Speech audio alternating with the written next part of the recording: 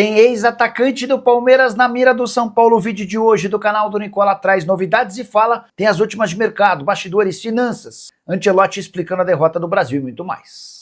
Fala aí pessoal, sou Jorge Nicola, bem-vindos a mais um vídeo do canal. Sempre bom ter vocês por aqui, sem perder tempo, pedir para deixar like, se inscrever no canal e ativar as notificações. Agora sim, bora começar o vídeo com aquele tradicional giro de notícias para contar que o ex-presidente do São Paulo, Júlio Casares, explicou o sumiço de 7 milhões de reais do balanço do tricolor da temporada passada. Segundo o Júlio, esses registros estão nos livros contábeis e foram alocados pela diretoria financeira com despesas operacionais relacionadas a jogos ao longo da temporada.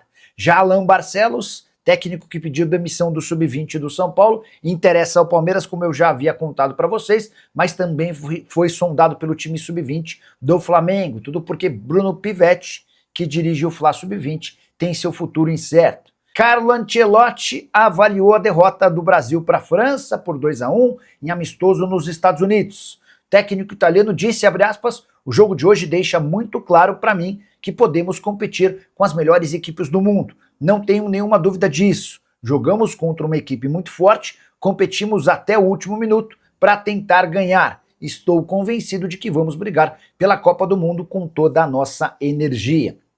Só para refrescar sua memória, Mbappé e Ekitike marcaram a favor da França, o Brasil descontou com Bremer, mas mesmo com um jogador a mais não conseguiu o empate. É bem verdade que no último lance da partida, Vinícius Júnior esteve bem perto de marcar. O Upamecano, zagueiro da França, foi expulso no início do segundo tempo quando a França vencia por 1-0. Com um a menos, a França ainda fez 2-0, o Brasil pressionou, mas não conseguiu chegar ao gol do empate. Última novidade sobre a seleção antes de mudarmos de assunto, o zagueiro Vitor Reis, vendido pelo Palmeiras ao Grupo City, que joga atualmente no Girona, foi convocado para o segundo amistoso contra a Croácia na terça-feira. E o São Paulo abriu negociações com o Botafogo por Arthur, atacante revelado no Palmeiras, com passagem pelo Red Bull Bragantino, que voltou ao Palmeiras e foi negociado pelo Zenit. Na temporada passada, o Botafogo o comprou do clube russo por 10 milhões de euros. O Arthur perdeu espaço no Botafogo e o Fogão tenta encontrar clubes interessados na contratação do atleta. São Paulo começou nessa semana a negociar com o Botafogo a possibilidade de um empréstimo até dezembro com opção de compra. O valor da opção de compra já está definido, 6 milhões de euros por 60% dos direitos econômicos, mas o negócio ainda não pode ser dado como certo. Isso porque o pagamento dos salários do Arthur ainda é alvo de debate. O Botafogo e especialmente os representantes do atleta também querem incluir nesse contrato de empréstimo a possibilidade de saída obrigatória em caso de proposta do Qatar na metade do ano. É que os representantes do atleta têm uma negociação para julho com o time qatari. O São Paulo não aceita porque quer contar com o Arthur pelo menos até dezembro. E diante desse cenário, há necessidade de uma definição até as 23h59 dessa sexta-feira, quando se encerra a janela de inscrições. Desde que foi contratado pelo Botafogo no ano passado, o Arthur disputou 60 jogos com 10 gols e 5 assistências. Vale a lembrança de que a possibilidade do Arthur ser contratado surge a partir de mais uma lesão de Lucas Moura. O atacante vai ficar pelo menos mais 2 meses de fora por conta de fraturas na costela. Para completar o noticiário, o São Paulo indo registrar que o Oscar vai receber 10 milhões de reais, dos quase 60 que teria direito se ficasse até dezembro de 2027. São Paulo e Oscar, enfim, se entenderam para a rescisão do contrato. Já o São Paulo terá de repetir a votação do balanço de 2025. Vale a lembrança de que as contas de Júlio Casares haviam sido reprovadas. Isso porque ontem Aires de Abreu, presidente do Conselho Deliberativo, revelou que descobriram um problema no sistema de votação. Com isso, os comprovantes não registraram de forma individualizada o voto de cada conselheiro. Tem cada coisa que parece só acontecer no São Paulo. Uso o espaço para comentário para registrar o que você pensa sobre tudo que eu contei. E as contas no São Paulo serão reprovadas ou aprovadas? O Conselho Deliberativo do Tricolor passa a votar nessa quinta-feira o balanço de 2025. Os números são extremamente positivos. Superávit de 57 milhões de reais, vale a lembrança de que o São Paulo dos últimos anos registrou muito mais prejuízo do que lucro, mas não para por aí. O endividamento foi reduzido em 110 milhões de reais e hoje o São Paulo tem uma dívida de 858 milhões de reais. Pela primeira vez em sua história, o São Paulo arrecadou mais de 1 bilhão de reais. Somente Palmeiras, Flamengo e Corinthians no futebol brasileiro já haviam alcançado essa marca. Para completar, o São Paulo ainda registrou em 2025 283 milhões de reais em vendas, a meta era de 155 milhões. Diante desses números, fica até fácil imaginar que o Conselho Deliberativo aprovará as contas do Júlio Casares, certo? Pois é aí que a questão política entra em campo. Há um movimento muito grande de formadores de opinião são paulinos para que as contas sejam reprovadas, para que o Júlio Casares não saia pela porta da frente do São Paulo. Vale a lembrança de que o presidente, ou melhor, o ex-presidente precisou renunciar ao cargo para não sofrer um impeachment. Isso certamente aconteceria diante de uma série de escândalos que foram descobertos. Há essa campanha para reprovação das contas, mas a Rimacis, o atual presidente e companhia, tem alertado que a reprovação das contas causaria uma série de problemas ao São Paulo. E isso está estabelecido no Estatuto do Futebol. A tendência é que as contas sejam aprovadas, apesar dessa ressalva. Números de fato extremamente positivos. Só que eu tenho batido na tecla de que em 2026 dificilmente o São Paulo alcançará tais cifras pela dificuldade com venda de atletas.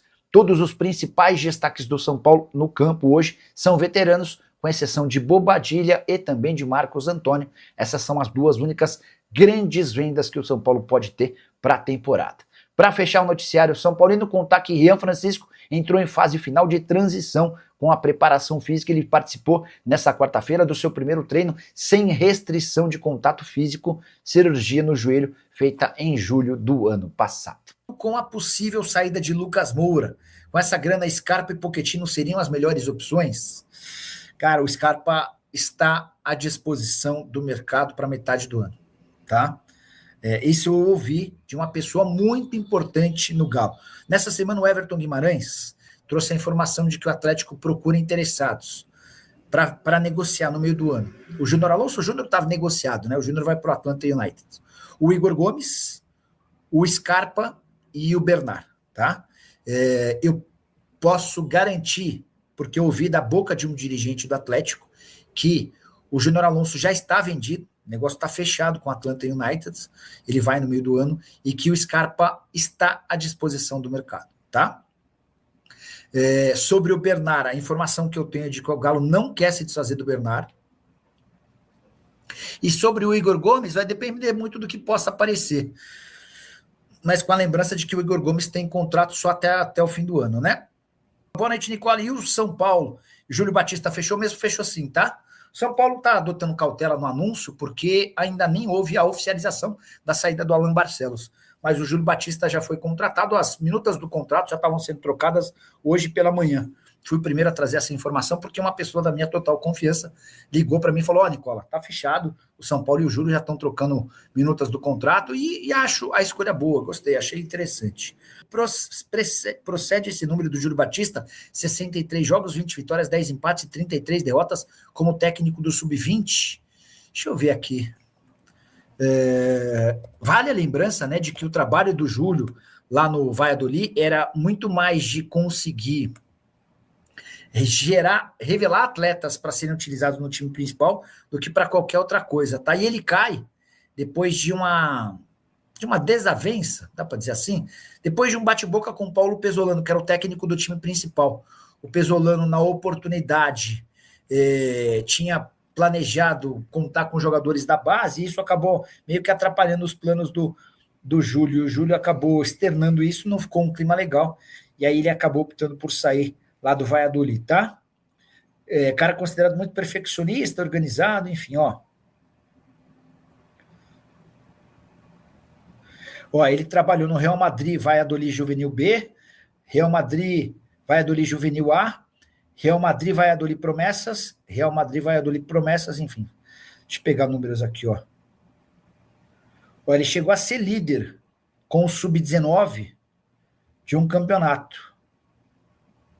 Recorde de vitórias do Juvenil A pelo Real Valladolid. Só 2 derrotas em toda a temporada. Deixa eu ver o que mais tem nesse material. Objetivos do clube: baixar a média de idade. E ele foi baixando de fato, né? Jogadores promovidos ao time principal, enfim. Vamos lá. Fala, Nicola, fala mais do São Paulo. Já falei a respeito do Júlio Batista, né? O Alan Barcelos não vai admitir, mas tem conversações avançadas com o Palmeiras, e ele decidiu deixar o São Paulo porque a promessa de que ele seria integrado ao time principal não foi cumprida.